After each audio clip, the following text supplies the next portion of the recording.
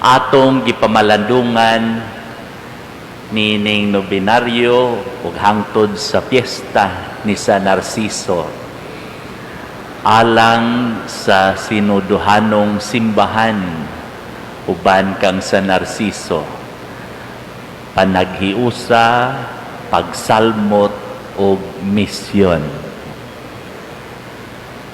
Maghisgot gani og synodality ang anaa dayon sa ato ang hunahuna ang pulong journey o panaw sa Binisaya. Nahinumdum ko sa sugilanon nga dihay duha ka manag-amigo ato langanlag si Bulontoy o si Cordapio. Nag-atang sila og sakyanan ug nga nadugay mag-abot ang maong sakyanan nga di pasaheroan, nalingaw silag istorya, nalingaw silag dula. Ug sa kalit milabay ang maong sakyanan, ilahang namatikdan apan didto na sa unahan, mao nga si Cordapio ug si Bulontoy nanagan sila, ilang gigukod ang maong sakyanan. Mas kusog mudagan si Bulontoy, hinay mudagan si Cordapio. Mao nga nahabilin si Cordapio, si Bulontoy maoy nakasakay.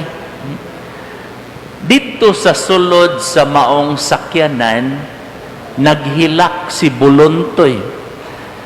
Ningon ang konduktor, nganong nihilak ka man? Malipayon unta ka, ikaw gud nakasakay. Si Cordapio, nahabilin. Ay mong kauban, nahabilin. Ningon si Bulontoy, unya, si Cordapio man mularga, ako nagpagikan man niya. Ningon na lang ang konduktor na, murani. Ang panaw, kasagaran gigamit nato ang pulong panaw, nagpasabot o namatay na. Moingon gani, kumusta naman ang imong lolo? Wala na, ni panaw na. Nga sa ato pa, namatay na. Apan ang pulong panaw, dili ni mao ang kamatayon. Sa ato pa nagbiyahe, naglakaw, ug nga adunay gipadulngan. Nining maong panaw, importante kaayo, kining duha ka pulong nga duol kayo sa pulong panaw. Una, paminaw. Ang ikaduha, pananaw. Paminaw dili lamang pinaagi sa atong dalunggan, kundili pagpaminaw pinaagi sa atong kasing-kasing. Daghan kayong mga wrong judgment, misunderstanding, tungod kay wala man makapaminaw pinaagi sa kasing-kasing.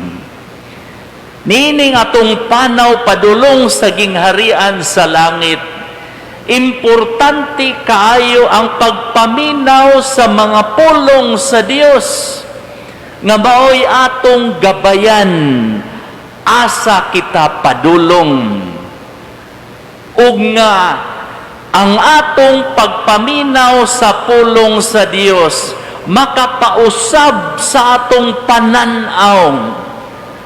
Ang pananaw dili lamang makita pinaagi sa atong mga mata, kundili ang pagpananaw pinaagi sa mata sa pagtuo.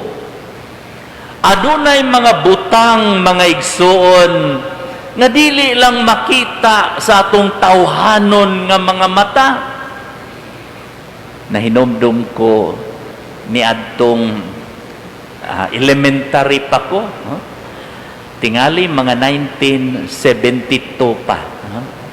Kaya nga akong edad ron 20 plus pa man. Ang class 20 plus po. Naka-apil ko sa dili pa ang pagka Boy Scout, dunay gitawag sa una og Cub Scout. Blue ang among katong ibitay-bitay, unya blue ang short sa mga Cub Scout.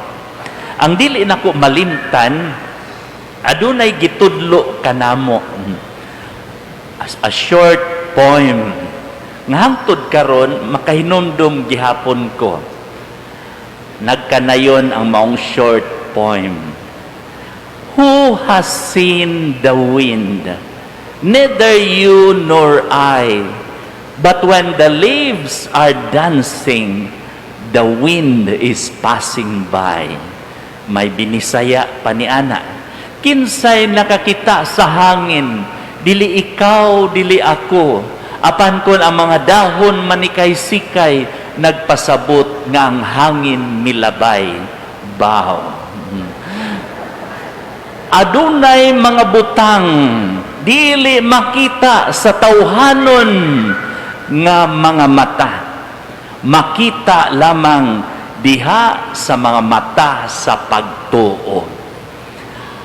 Nining atong pagpamalandong sa atong panahon, atong gikuptan ang giya nga ang sinuduhanong simbahan anaa gayud ang panaghiusa, anaa gayud ang pagsalmot, anaa gayud ang misyon. Mga timailhan sa sinuduhanong simbahan. Ug nga ang atong patron si San Narciso nakahupot niining pananaw. Kini atong tawgon pananaw ni Kristo nga gisulob ni San Narciso ug nga atong gikatunan, atong gibansay sa atong panaw sa kinabuhi. Importante kayo mga igsuon nga anaa kanunay kanato ang sense of belongingness ngadto sa uban. Importante kanato nga atong giila nga aduna kitay kaakuhan sa usag-usan. Ang awit nagkanayon, walay bisan kinsa nga mabuhi sa kaugalingon lamang. Walay bisan kinsa nga mamatay sa kaugalingon lamang. Kitang tanan adunay kaakuhan sa usag-usa. Nining atong panaw mga igsoon, atong giila tinuod nagkalain-lain ang ato ang posisyon sa katilingban, nagkalain-lain ang atong dagway, apan nagkahiusa kita sa pagtuo kang Kristo. Ang simbahan mga igsoon, sama ba nining atong kamot? Kung atong tanawon, lain-lain og porma ang mga kuyamoy niini. Kini atong tawgog si kumagko. Kini atong tawgon si tudlo. Kini atong tawgon si taas. Kini si baliko. O kini si gamay. Nining nakalain-laing physical appearances, aduna sila'y lain-lain nga mga gimbuhaton. Kini si kumagko, mao ni ang gitawag og secretary of social communication. Sa una, pumilik ramang yun ni siya. No? Gamiton man lang ni tamla. Karon, pinakabisi na. Kay siging gigamit sa ato ang pag-text. Si Kumagko. Si Tudlo, mao ni ang Secretary of Education. Mao ni ang gigamit nato kung kita magtudlo. Si Taas, mao ning gitawag og Secretary of National Defense. Kay mao kini ang mangulo kung modipinsa ta sa atong kaugalingon. Kini si Baliko, baliko lang ni, pero Secretary of Finance. Kay anhiman ibutang ang sing-sing. Si Baliko. Kini si Gamay. Gamay-gamay lang. Pero mao ni ang Secretary of Health. Kay mao man ni gamiton pagpanlimpyo sa dalunggan. Lain-lain ang porma, lain-lain ang ilahang matampo, ang salmot nila. Ingon usab ni ana ang atong katawhan, ang katawhan ni Kristo nga nagpanaw. Lain-lain kita, apan nagkahiusa, gipadayag ang atong pagtuo kang Kristo. Ug nga bisan unsa kagamay, gitawag kita sa pagsalmot, sa pagpaambit. Giingon, a love is not love unless it is shared. Ang simbahan ni Kristo naila niadtong in the early Christians, dili tungod kay mga ngilngig kayo sila, kundili tungod kay nagpadayag sila sa gugma sa Dios. Naila ang katawhan ni Kristo. They will know we are Christians by our love. A love that is put into action. Ingon nini ang panaw sa katawhan sa Dios.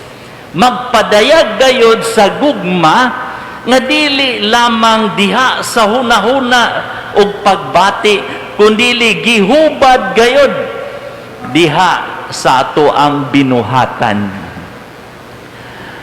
Nalipay ko nga gilusad ni Arsobispo Jose Palma kining programa sa Archdiocese, Paris Caritas.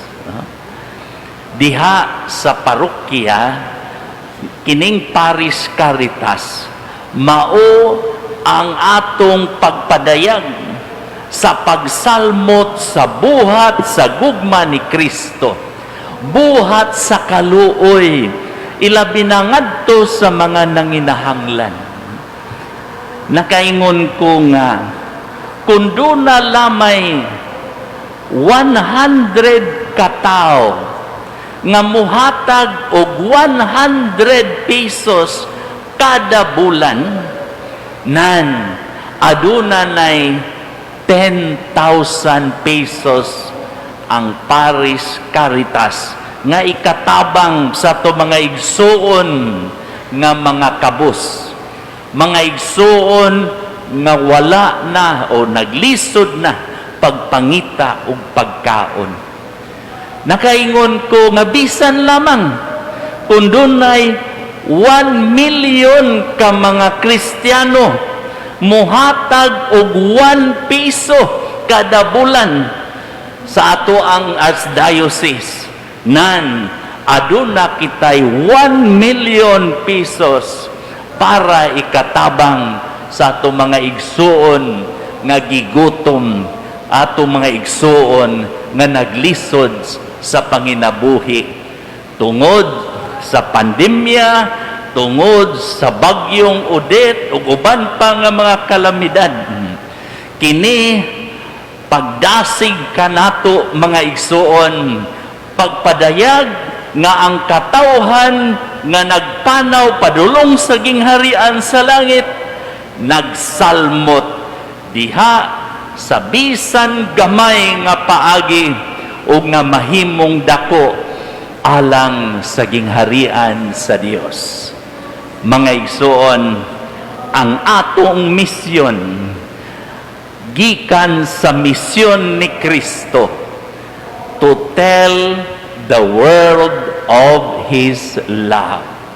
Mga igsoon, mao kini ang atong pananaw ug nga mao kini ang atong gipaminaw matag adlaw, ang pulong sa Dios, pulong sa gugma. Atong gipangayo ang pangaliya sa atong patron sa Narciso, nga unta makahupot kita nining maong pananaw ni Kristo, ug nga kita makadangat mahidangat gayud ngadto sa gingharian sa langit. Mga igsoon, atong pangayoon